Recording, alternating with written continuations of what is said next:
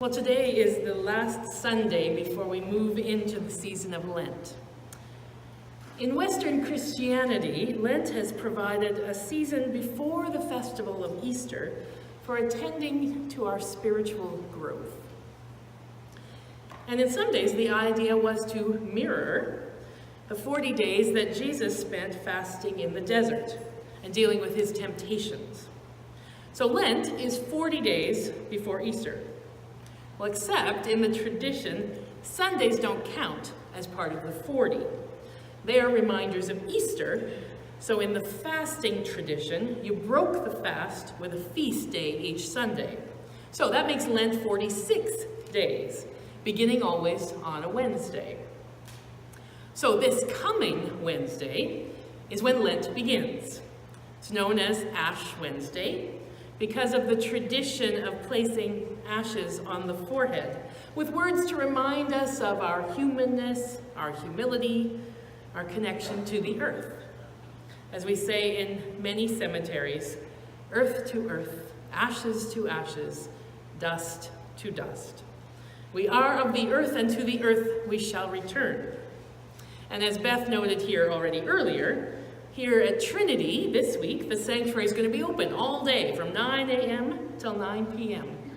for anyone who wants to come and engage in the prayer stations that'll be set up here to help us remember our humanity and untie our knots, live our lives well, celebrate abundance, and with God, make all things new. And then there'll be the brief service here at 6:30 where we will be invited to consider what we might give up for Lent. For as some of you will have figured out by now, our theme for Lent is Give It Up for Lent. And we are trying a fresh approach with a very ancient practice. The ancient practice part is giving things up. You've heard of people giving up chocolate is the most famous these days, or wine, or some other pleasure to better understand Christ's suffering, or to follow his example of fasting in the wilderness.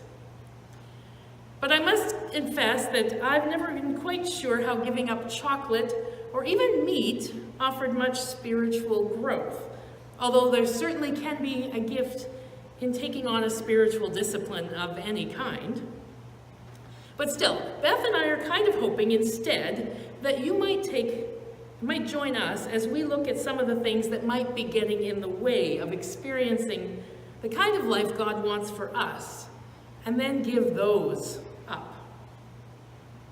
And as we think about that invitation to give things up, I can't help but notice the struggle in today's Bible story about giving up and letting go for the purposes of making room for something new. Elijah was Elisha's mentor. Elisha was the student, the follower. Everything he knew, he had learned from Elijah. And when it came near to the end of Elijah's life, Elijah set off towards his future with God and suggested to Elisha that now was the time he needed to stay behind. And Elisha, like most of us, didn't find letting go very easy. And 3 times he resisted Elijah's urging and said, "No, I'm coming with you." At one point, Elijah says to Elisha, "Do you understand what's going on here? I'm not going to be here forever. This is a journey to our separation." And Elisha says, "Don't talk about it. I don't want to think about it." Perhaps you recognize that feeling. I don't want to think about it. When there is something that stops you, holds on to you, or that you hold on to, is that keeps you from finding whatever that next step is. It can come after you have experienced a great trauma or a frightening experience, or it might be a different kind of fear that holds on to you. Maybe you have a change coming with your work, with retirement, in your family, and you really don't know what's going to happen next or how to make the transition. Or you might be just holding on to what you need to leave behind and you're just not quite ready to do that yet. It might be that you're dealing with loss and you feel stuck there. The loss of a relationship, a change in circumstance, the death of someone you cared about. You might be holding on to a past triumph or tragedy, a mistake you made, perhaps. The guilt of that maybe has found its home deep in your soul, or maybe it's a disappointment. Someone hurt you, made you angry, and everything that is in you wants to hurt right back. Could be a boss that's making you want to quit this week, or a long ago betrayal by someone you trusted. Could be those terrible questions, what if only? Or maybe it's an attitude or a habit that we just can't let go. A compulsion to control situations or people or things. A desire for perfection, or just for things to go right. A craving for security, or at least something more than what you have. Anxiety or worry about the known or the unknown. There are so many reasons we can find ourselves stuck, not able, not willing, not ready, perhaps, to let go.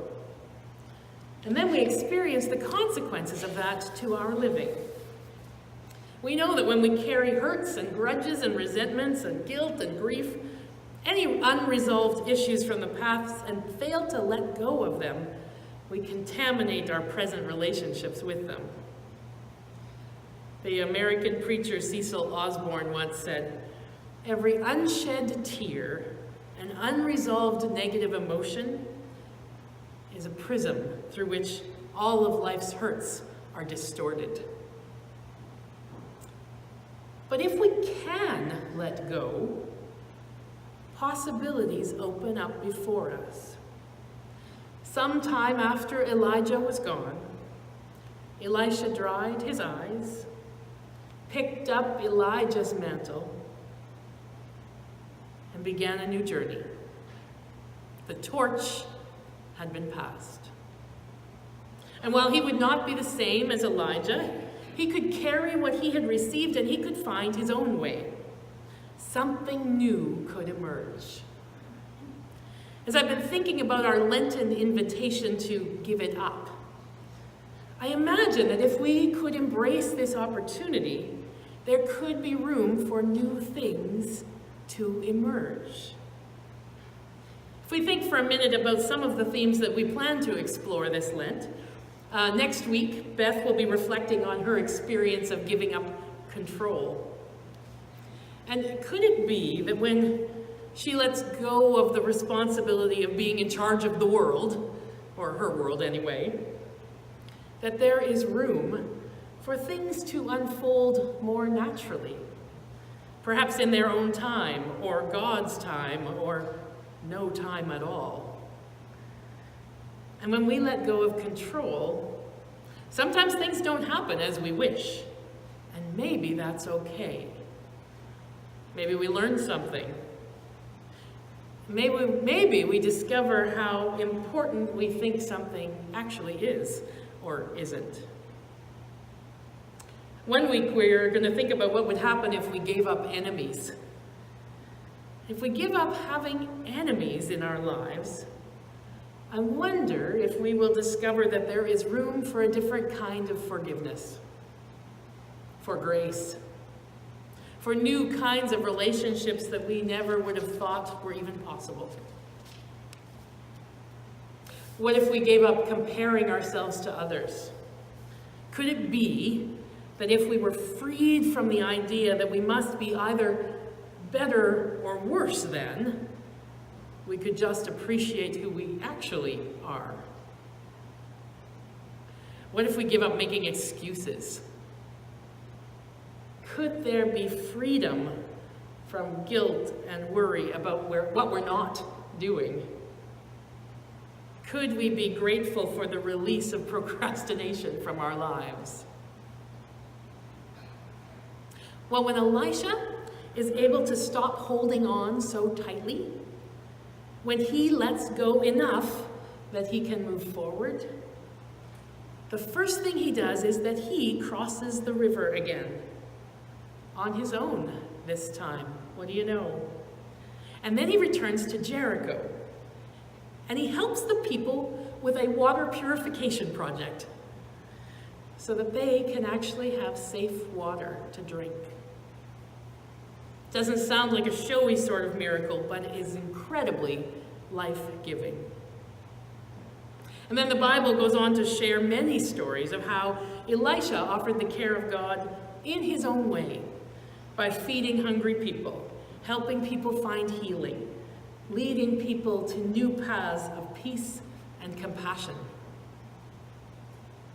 So, what is the freedom to which God is calling you this Lenten season?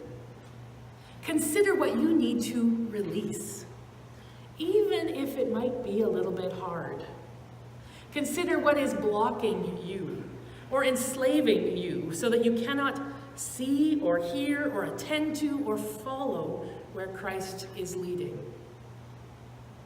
What room do you need to make for something new to emerge?